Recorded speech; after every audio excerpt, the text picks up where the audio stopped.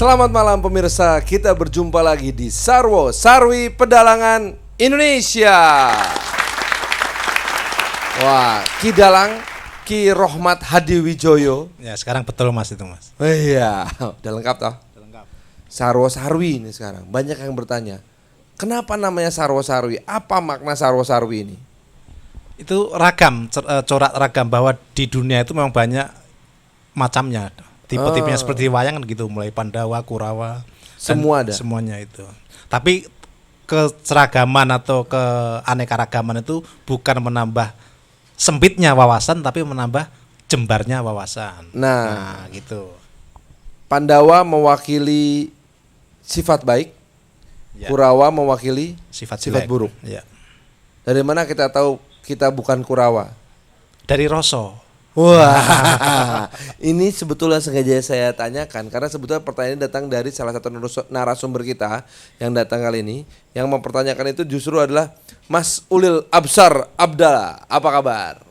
Silahkan dipakai mikrofonnya. Nah, terima kasih mas. Ini Mas Ulil tadi begitu sebelum kamera nyala sempat tanya Ki Dalang. Apa itu Sarwo Sarwi? Apa itu Sarwo Sarwi? Ya kan? Karena harus menjelaskan dalam bahasa Inggris. Miscellaneous.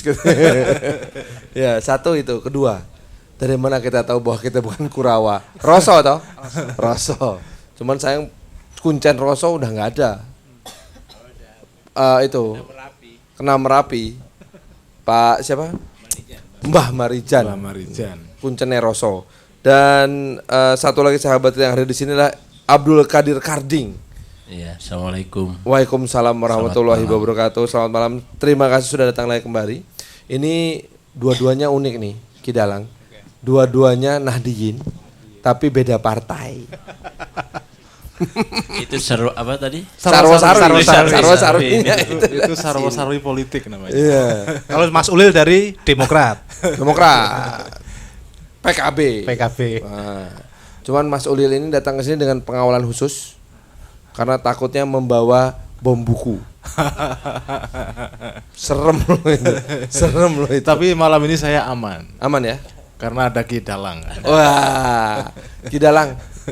Ini kebetulan ya, mumpung ada Mas Ulil juga. Ini sebagai salah satu sasaran dari bom buku kan sebetulnya kejadian bom buku itu mengejutkan kita.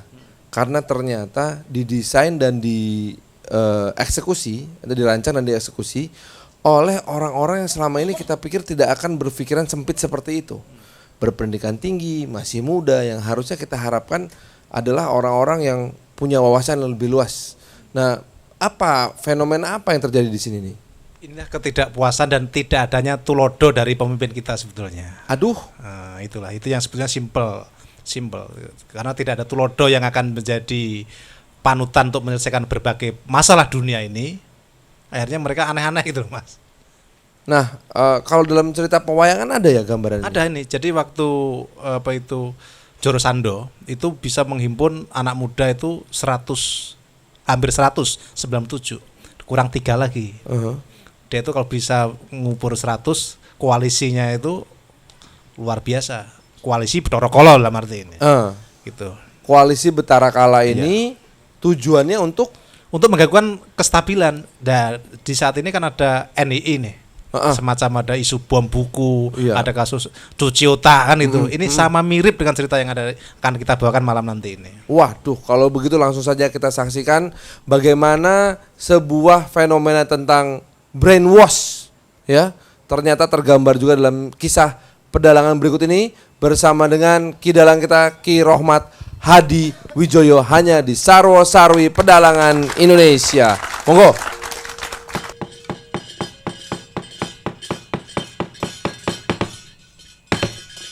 Panjang punjung kemah ripah loji nawi karto lan raharjo ing muswan tara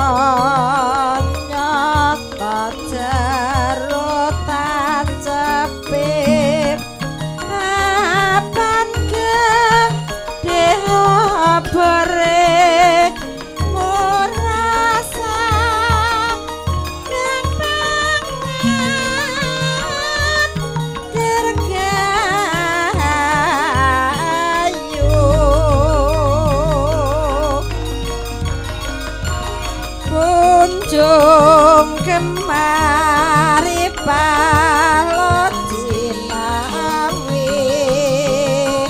karto lan raharjo ing nuswan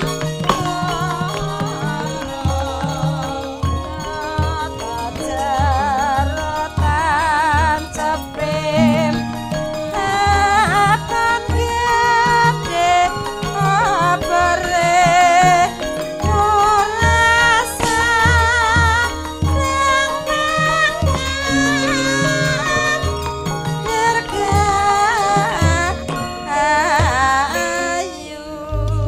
Duh, Koko Prabu nindak lanjutipun para Pandhawa badhe ngawontenaken sesaji Raja Saya.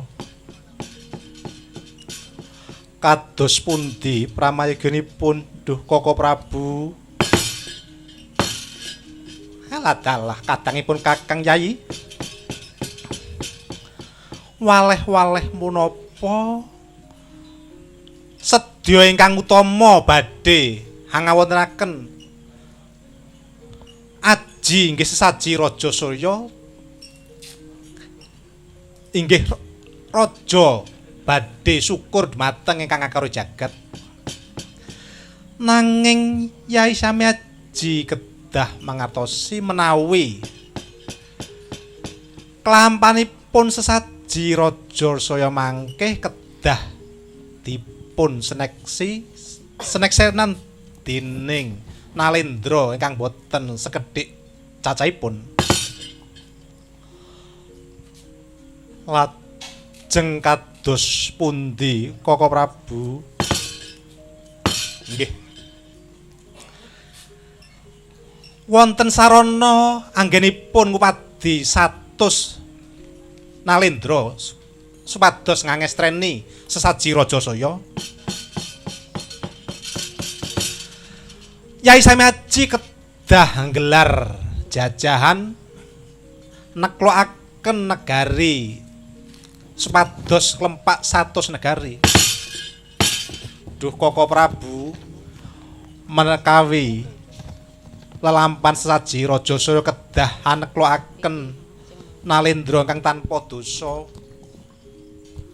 Kula legawa mboten sisah ngawontenaken sesaji Raja Saya Koko Prabu. Inggih. Dara. Wah. Jlitheng kakangku apa? Wangune rakanta ragu mangu.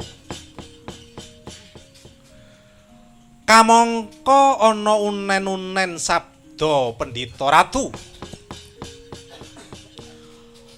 Piye mungguh panemumu, Dara? Aku tumrap nom. Aku rubuh-rubuh kedang wae. Yen mengkono Syade ora duwe panemu.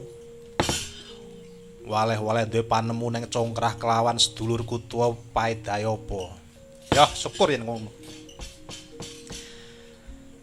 Yai sami aji kadangipun Kakang. Kula Koko Prabu punapa kula kalilan badhe crita sawetawis. Inggih menika ingkang kula antos-antos Koko Prabu. Yai sami aji hambarengi lampan sakmenika wonten brangkilen negari Giribajra. Wonten Nalendra ingkang ambeksia watake siya nista sampun kalaksanan angunjara 100 kirang 3. Nalendra 97 wau sampun dikunjara dening Prabu Jarasandha.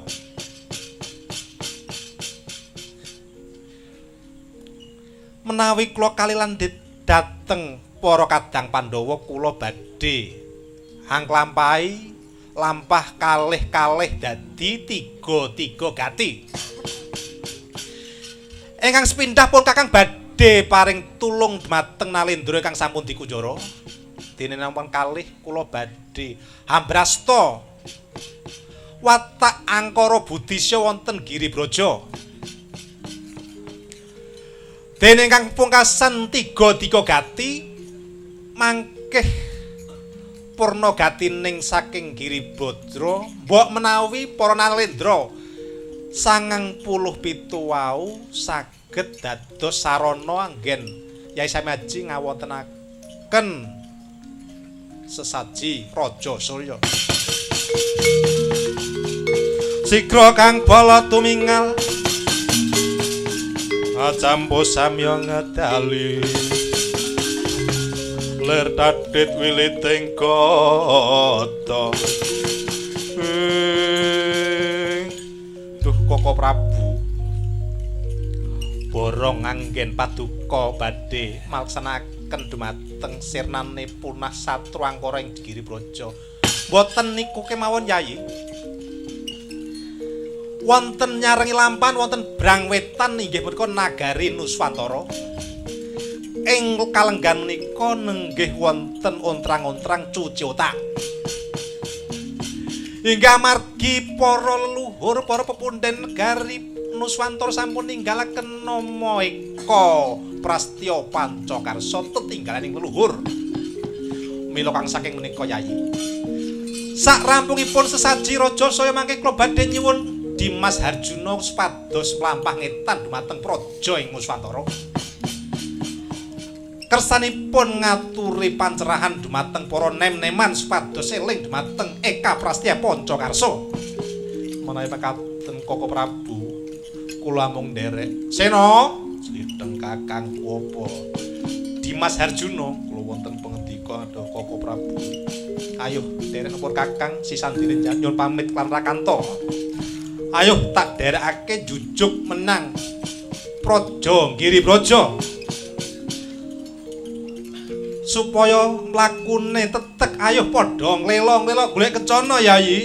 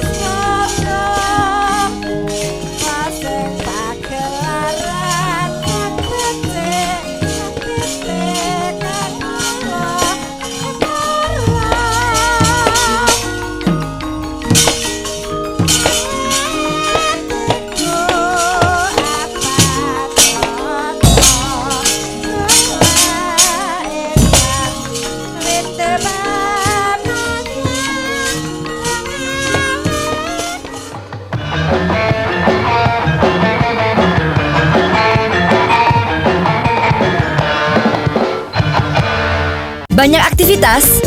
No problem. Harum Sari Duo Lotion. Baby no way, pede everyday. Pakai Harum Sari, oh wangi. Pakai Harum Sari.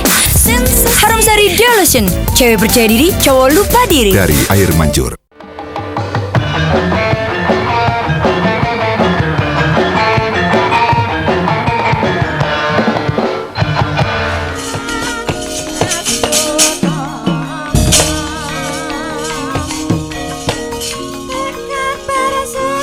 Budaya margopos dadi kewajiban kita bisa ana sabut daya supaya lestari mansaya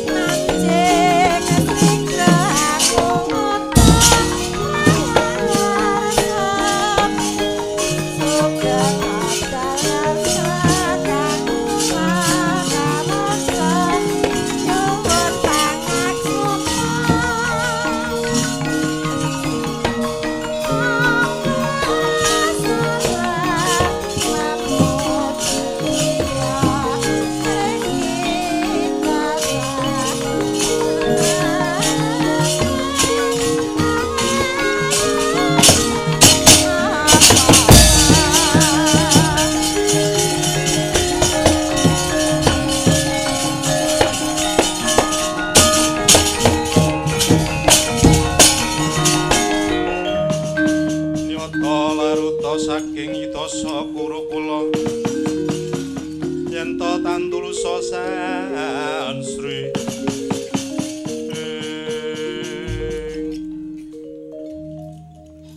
Tara slideng kakang opo wis ganti sandangan kowe panas wis nganggo panditan baju pandita biar ora ketara ya. Iya. Dimas Permadi, kula wonten pangendika ngadhawuh. Kae pucuk ing regol kraton Giriblaja kae ana tambur. Tambur kae mbiyen gaweane saka kuliting Prabu Bryodanta ya bapakne Jarasandha. Kae memang sengaja dipasang ning gragolan supaya kanggo radar. Dimas Harjuna, kula wonten dawuh Koko Prabu, aja wedi kangelan. Panahan kae.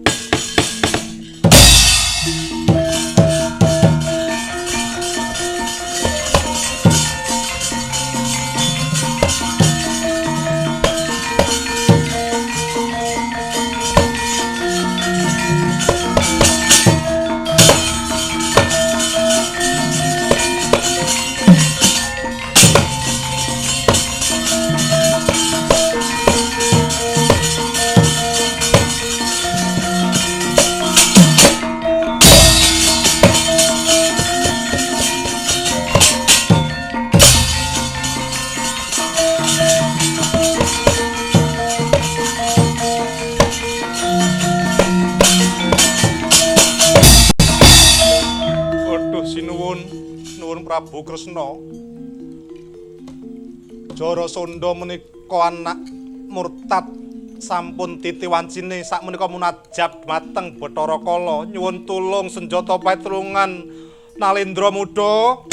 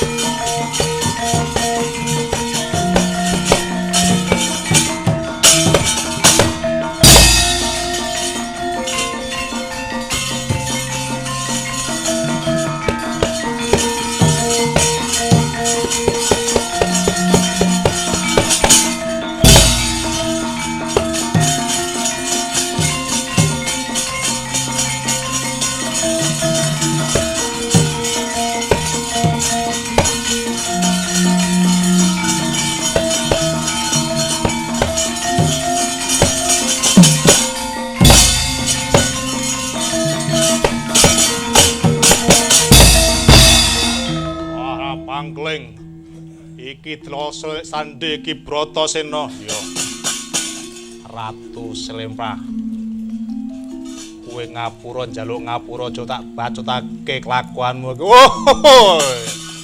tau pamakake kowe wis kutuk marani sunduk ula maring gebuk ayo maju nyoh tungkak tampar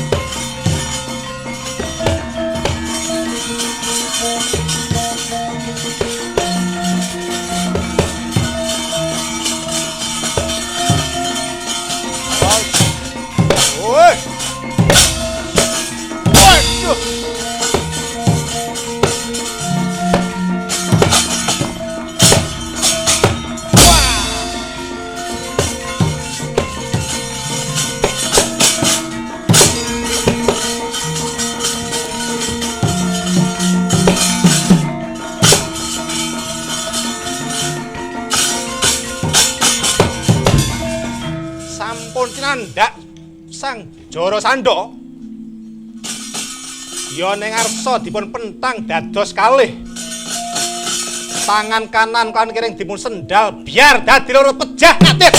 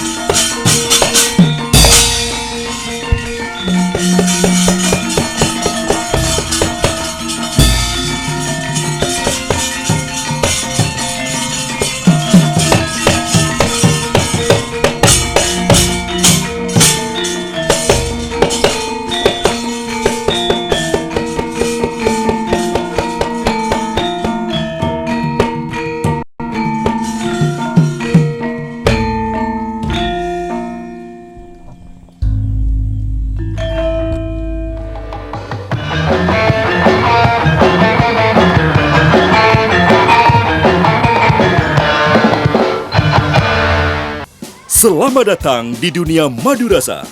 Rasa madunya yang lezat membuat harimu ceria. Jadikan madu rasa bagian dari keseharianmu.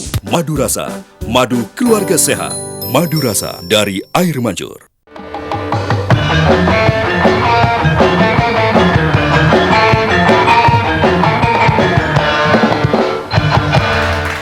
Nah pemirsa, terima kasih masih bersama dengan Sarwo Sarwi Pedalangan Indonesia. Kidalang, jadi kisah tadi kalau bisa kita sarikan itu seperti apa? Jadi saripatinya sebenarnya sudah saya tulis di harian Bisnis Indonesia tanggal 8 Mei, Mas. 8 Mei ya. Judulnya Cuci Otak Joro Sando. Cuci Otak Joro Sando ini. Jadi kebetulan waktu nulis artikel ini saya terilhami satu, kantor Mas Ulil dibom buku gitu kan. Iya. Itu satu, maka kita undang beliau untuk narasumber. Yang kedua, ini kok dari tahun 2008 itu kasus cuci otak sebenarnya udah ada kan begitu itu. Adanya kasus NII masuk kampus kan gitu.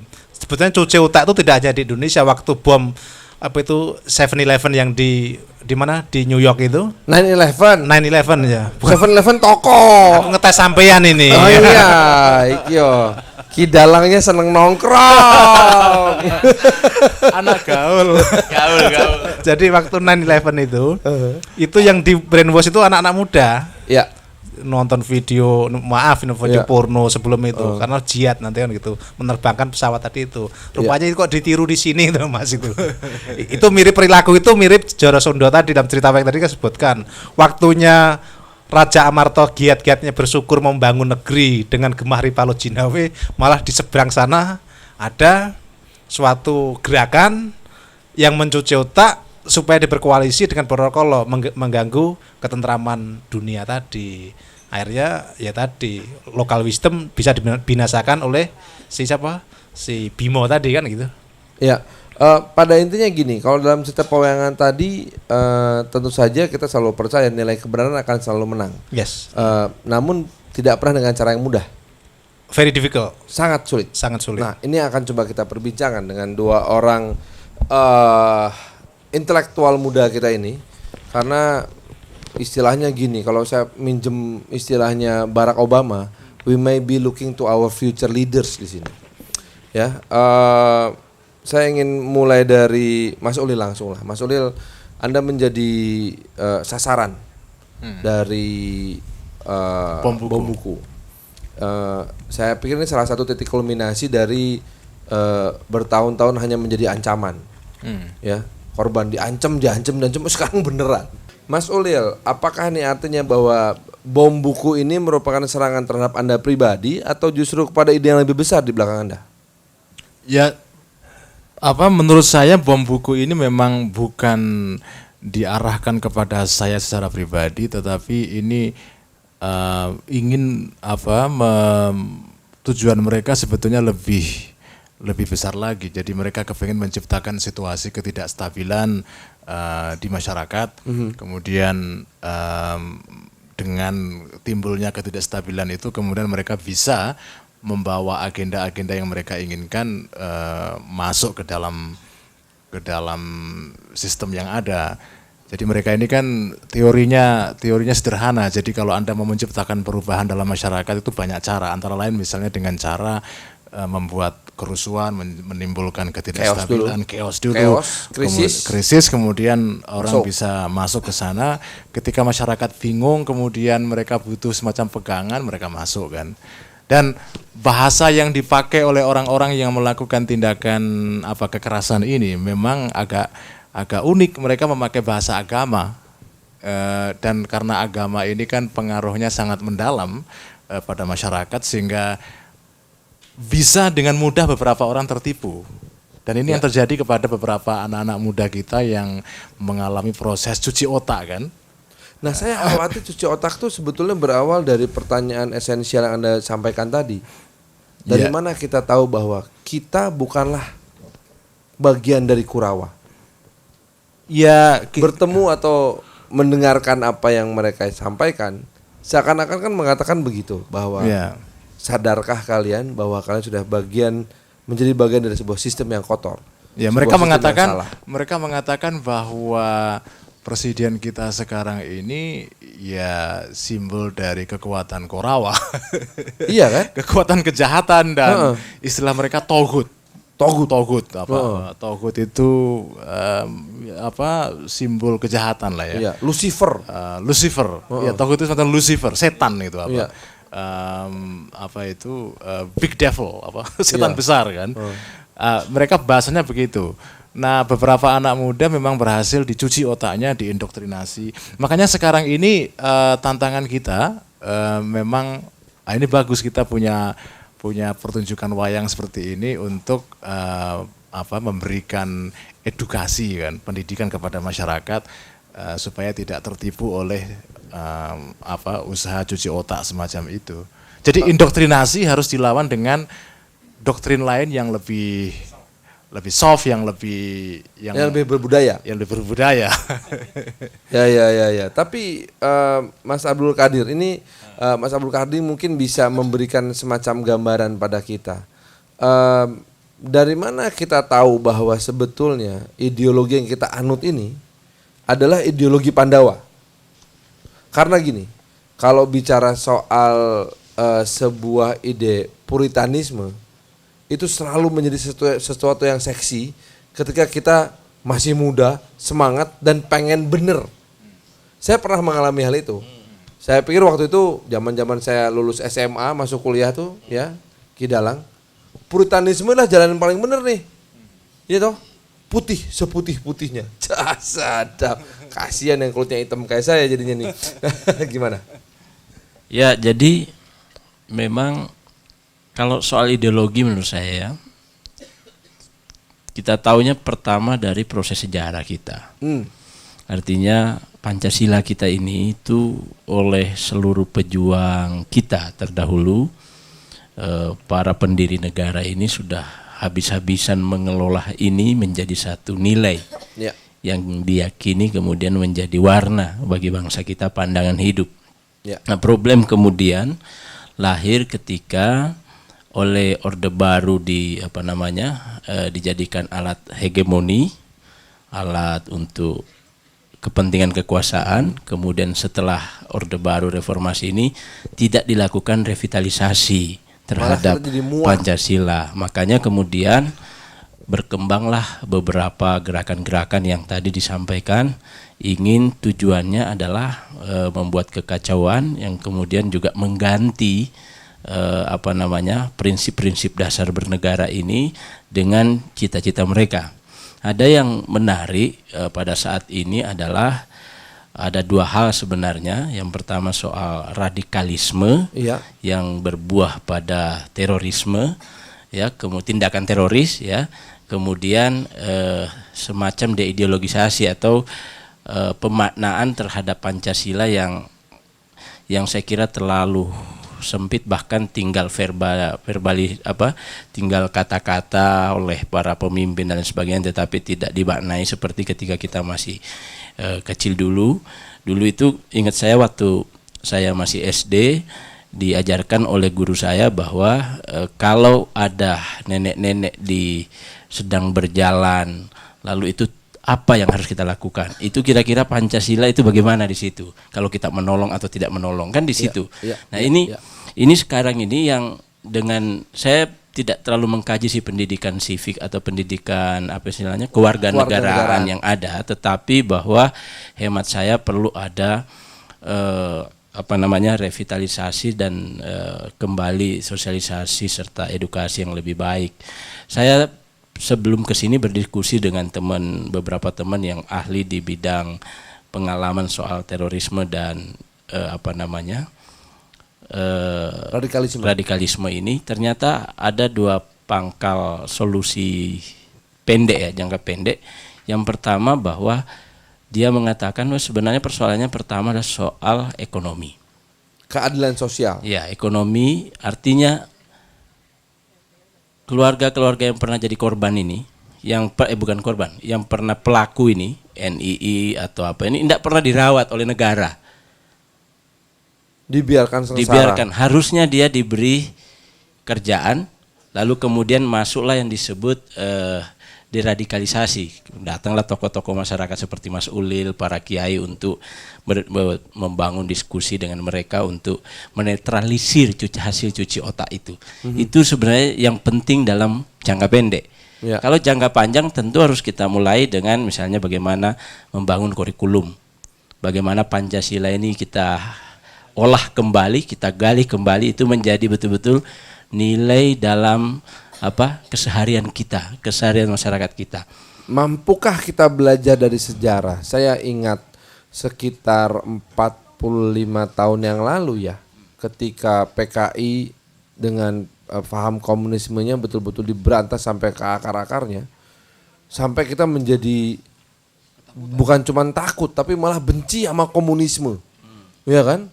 Nah, namun sekarang terjadi kebalikannya, ya, terjadi kebalikannya. Justru seakan-akan kita ini sikap kita kok reaktif ya. Butuh waktu 13 tahun seperti kata Mas Abdul Qadir Karding tadi, menyadari bahwa kita mesti merevitalisasi Pancasila itu gitu.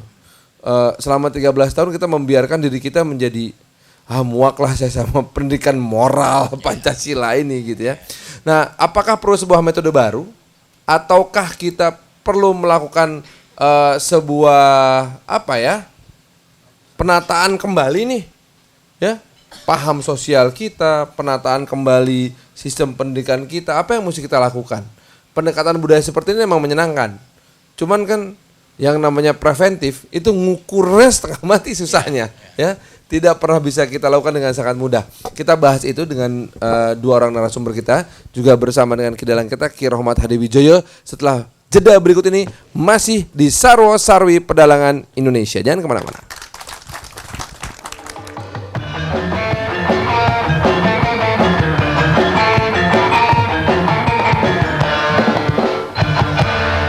Banyak aktivitas? No problem. Harum Sari Duo Lotion. BB No Way, PD Everyday. Pakai Harum Sari, oh wangi. Pakai Harum Sari. Harum Sari Duo Lotion. Cewek percaya diri, cowok lupa diri. Dari air mancur.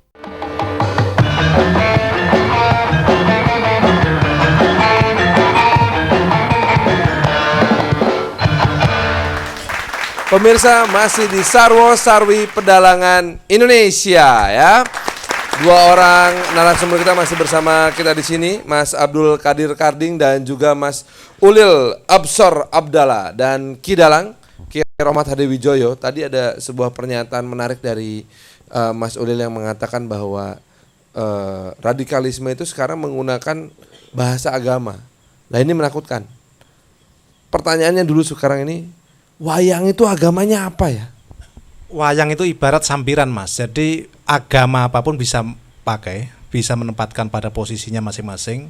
Karena budaya dan agama itu prinsipnya adalah perekat persatuan NKRI ini di sini. Kalau bisa manfaatkan dengan seterusnya. Maka dulu waktu zaman tahun 78 pernah ditetapkan MPR kalau salah itu, Eka Prastya Pancakarsa. Itu salah satu Eka itu satu janji.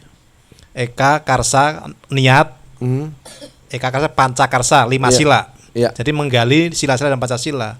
Itu sudah membeberkan oleh founding father kita ini, sudah membeberkan ketuhanan, terus kemanusiaan, persatuan, kerakyatan sampai dengan keadilan rakyat. Maka waktu Mas Karding dan Mas Ulil bilang yang mendesak adalah ekonomi tadi, udah termasuk dalam Pancasila itu. Cuma kita melupakannya itu. Mas. Ketika kita melupakan itu dan radikalisme, kelompok-kelompok radikal ini menggunakan bahasa agama, mengapa tidak kemudian kita lawan juga dengan menggunakan bahasa agama? Jadi gini Mas Farhan, salah satu strategi kelompok-kelompok radikal yang menggunakan metode kekerasan ini ya, itu antara lain mereka berusaha untuk membenturkan antara dasar negara kita Pancasila dengan agama. Nah itu kita tidak boleh terkecoh oleh pandangan semacam ini. Dan memang begini, kalau dibenturkan antara agama dengan Pancasila itu memang mudah menarik perhatian terutama anak-anak muda kan. Pancasila itu buatan manusia, agama dari Tuhan. Kok pilih mana?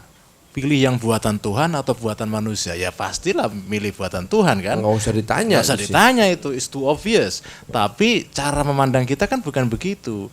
Nah ini di sini kita harus menggali pemikiran para tokoh-tokoh Islam di Indonesia yang berperan dalam berusaha untuk mendamaikan antara Pancasila dengan agama. Di sini peran para kiai-kiai dari Nahdlatul Ulama atau NU dulu penting sekali. Pada tahun 84 NU pernah mengadakan muktamar pada tahun itu, tahun ke-27 di situ Bondo. Salah satu keputusannya yang dirumuskan oleh almarhum Kiai Haji Ahmad Siddiq adalah bahwa ideologi negara Pancasila itu tidak bisa dipertentangkan dengan agama. Pancasila dan agama itu saling melengkapi, Pancasila itu bukan agama. Jadi tidak bisa menggantikan agama, tapi juga agama tidak bisa dibenturkan dengan Pancasila. Jadi bukan apple to apple membandingkan Bukan apple to Pancasila apple. dan agama itu ya. Jadi saling mendukung, saling melengkapi, dan semua agama di Indonesia bisa dijadikan sebagai dasar untuk memperkaya Pancasila. Jadi jangan dibenturkan itu. Nah, ini kita perlu memberikan semacam memberikan semacam pandangan dasar yang tepat ini. Jangan sampai membenturkan antara agama dengan Pancasila, keindonesiaan dengan keislaman misalnya, dan seterusnya. Nah, kita harus menjadikan dua unsur ini saling komplementer, saling melengkapi ya. Mari kita bicara preventif. Walaupun mengukur sesuatu yang preventif ini susah ya, setengah mati. Mas Abdul Qadir Karding mungkin bisa memberikan pandangan pada kita. Anda sendiri punya latar belakang sama-sama Nahdiyin dari Nahdlatul Ulama. Hidup dalam sebuah Islam yang sudah terakulturasi. Indonesia banget. Itu bagus ke bahasa alkulturasi itu. Waduh, terima kasih. Bagus sekali itu. Makanya saya jadi pembawa acara nggak jadi dalang. Dari itu bahasa Pandawa itu. Oh, bahasa Pandawa. Ya. Nah, tinggal masalahnya sekarang adalah bagaimana kemudian itu harus bisa selalu teraktualisasi sepanjang masa loh. Kan generasi ini berubah-ubah. Saya sama anak saya ngobrol udah nggak nyambung. Udah nggak nyambung. Mereka Justin Bieber, kamu Oh, saya masih Michael Bublé. Ya kan, mereka udah Justin Bieber gitu. Nah, gimana nih, Mas? Ya, saya kira kan memang berkembang terus ya. Oleh karena itu kita punya pola, kita harus mengkontekstualkan semua nilai-nilai yang ada ini dengan keadaan zamannya. Nah, disinilah butuh kearifan kita, pemimpin-pemimpin mengelola ini. Jadi misalnya sekarang kita soal kurikulum ya. Kita revitalisasi nih nilai-nilai yang ada ini, kita sepakati bahwa ini masuk dan ini kita pakai lagi di sekolah-sekolah, dan beberapa juga kita dorong supaya tersosialisasi secara baik, maka itu dengan sendirinya akan menjadi gaya hidup kita. Jadi nilai-nilai ini harus jadikan gaya hidup keseharian kita. Itu pasti tidak akan tidak akan mudah hilang. Oleh karena itu perubahan-perubahan yang ada, saya kira kan masing-masing generasi punya kearifannya sendiri, punya karakternya sendiri. Nah, ini dia pasti dengan sendirinya, asal ini nilai prinsipnya dipahami, dijalankan, pasti itu akan dengan sendirinya berjalan. Bahkan menurut saya akan mengalami penyempurnaan yang lebih baik. Jadi, ini persoalannya adalah kembali mengkristalisasikan kepada diri setiap anak bangsa ini, itu yang jauh lebih penting. Anda di DPR, Anda mungkin sempat nggak datang langsung berinteraksi dengan anak-anak sekolah zaman sekarang? Iya, saya kebetulan minggu lalu saya ke Wonosobo. Saya ngumpulin seluruh pengurus OSIS se-Wonosobo, bicara soal 4 pilar kebangsaan. Dengan gaya anak muda terpaksa kita pakai. Bicara soal sinetron tapi nyelipkan itu, bicara soal anak-anak muda yang berpacaran menyelipkan itu, bicara soal Pancasila, Bhinneka Tunggal Ika, NKRI dan Undang-Undang Dasar. Nah, menurut saya, kalaulah seluruh pejabat, ini berpikir sederhana aja saya ini, bukan komprehensif ya. Kalau seluruh anggota DPR, seluruh pejabat, seluruh pengurus partai diberi satu tanggung jawab. Coba Anda fokus mensosialisasikan soal 4 pilar ini di anak-anak sekolah SMA. Gitu ya. Atau di guru-guru SD, SMP. Penting ini. Itu strategis loh. Strategis. Nah, ini penting, makanya saya kira perlu kita duduk bersama merumuskan kembali bagaimana agar nilai-nilai 4 pilar ini kembali dibangun seperti yang disampaikan Mas Ulil tadi. Soal pemahaman soal agama dan Pancasila juga harus segera terus kita kembangkan. Mengukur kesuksesan sebuah program seperti yang disebutkan sama Mas Abdul Karding tadi, itu apa ya, Mas Ulil? Tentu ukurannya bisa ada teorinya tentunya ya, mengukur sikap dan attitude anak-anak didik itu ada. Cuma begini yang ingin saya tambahkan adalah kenapa anak-anak kita ini kok tidak semua tapi ada sebagian yang tertarik ikut kecuci otaknya ini kenapa sebetulnya? Dan tidak sedikit loh. Gak sedikit itu, banyak. Nah ini memang harus kita telusuri faktor-faktornya. Selain masalah tadi ekonomi, juga menurut saya memang kita harus paham juga bahwa anak-anak muda kita itu bisa frustrasi melihat tingkah laku para elit-elit kita memang. Anak-anak muda ini kan sebetulnya mereka baru lepas dari usia muda yang penuh dengan harapan yang harapan yang berbunga-bunga. Betul. Mereka ingin melihat Indonesia yang seperti mereka, yang jaya, yang mereka impikan. Masa kalah sama Malaysia? Iya, tiba-tiba melihat tingkah laku pemimpinnya yang korupsi, yang itu membuat salah satu sebab kenapa muncul fundamentalisme agama di berbagai negara Islam itu, di Mesir, di Afrika Utara, di Indonesia juga. Antara lain karena anak-anak muda melihat sistem di sekitarnya bobrok, mereka frustrasi. Dan karena mereka frustrasi, mereka ingin mencari satu contoh yang mereka bayangkan, ini loh contoh yang kita inginkan itu seperti ini. Dan itu ditawarkan oleh ideologi mereka kan. Kamu kalau ingin menciptakan impian itu, jangan negara Pancasila, negara ini lebih menciptakan keimpian yang kamu inginkan. Karena Pancasila menghasilkan pemimpin yang korup, sistem yang luar biasa kotor. Jadi gitu. selama kita sistem kita ini korup seperti ini, money politik masih berlangsung di dalam sistem politik kita, jangan salahkan kalau anak-anak kita kemudian frustrasi mencari pelarian, eskapisme. Iya. Jadi Eskapisme itu. Jadi ini sebetulnya kayak obat bius sebetulnya ideologi radikal ini. Kayak nyimeng sebetulnya itu. Cuma Tapi juga saya nggak tahu, belum pernah nyoba soalnya. Kok tahu jangan pernah nyoba gitu? saya sih dengar saja Iya, dari iya. Ki Dalang sebetulnya. Pokoknya yang jelek-jelek Ki Dalang. Malah sekarang ada itu Nusantara, Ganja Nusantara itu. Idenya siapa itu Ganja Nusantara itu? Jangan-jangan dari Ki Dalang itu. Gimana? Mas ya, Abdul? tapi juga arus pragmatisme yang berkembang di masyarakat juga saya kira menjadi satu instrumen yang mudah untuk masuknya itu kan. Jadi saya sepanjang pasca reformasi sampai sekarang, saya dulu ya termasuk aktivis lah kira-kira ya, saya tidak pernah melihat perdebatan soal Pancasila itu sekarang itu. Dulu pernah itu rajin. Kalau bener ya? dulu itu rajin karena Pancasila ini dijadikan alat oleh Pak Harto. Ya. Jadi menarik untuk diperdebatkan. Sekarang itu nggak pernah ada, jangankan dibicarakan. Saya tidak tahu kalau di formal di sekolah-sekolah ya, tapi di dunia keaktivisan itu menurut saya nggak pernah bahas Pancasila itu sepanjang pengamatan saya selama berapa tahun terakhir ini. Itu artinya apa? Bahwa memang Pancasila ini terlupakan. Ataukah gini, mungkin nggak bahwa sebetulnya ini pertanyaan terakhir dari saya nih. Mungkin nggak bahwa dalam sebuah level kemajuan bangsa dan peradaban sekarang, seharusnya ideologi tidak perlu dipertanyakan dan diperdebatkan lagi? Itu problem kita hari ini itu. Makanya terjadilah itu NII gampang, radikalisme gampang karena kita tidak pernah melakukan revitalisasi memandang ideologi dari sisi yang kritis ya. Tidak Iya pernah. betul. Saya ingin menyitir apa yang pernah dikatakan oleh almarhum Nurcholish Madjid. Beliau pernah mengatakan bahwa Pancasila itu harus menjadi ideologi terbuka. Jadi jangan dibuat seperti dogma, tapi harus diperdebatkan terus, ditafsirkan terus karena kan situasi berubah kan. Jadi harus diinterpretasi terus sesuai dengan keadaan yang kita hadapi sekarang. Sebenarnya kan kritik kita terhadap Pak Harto kan karena Pak Harto mendogmakan Pancasila ini. Iya. Dia tidak membuka gitu memberhalakan. ya. Itu saja problem kita Dan sama Pak harusnya Harto. kita belajar dari wayang ya. Iya, harus wayangan makanya. Iya. Benar.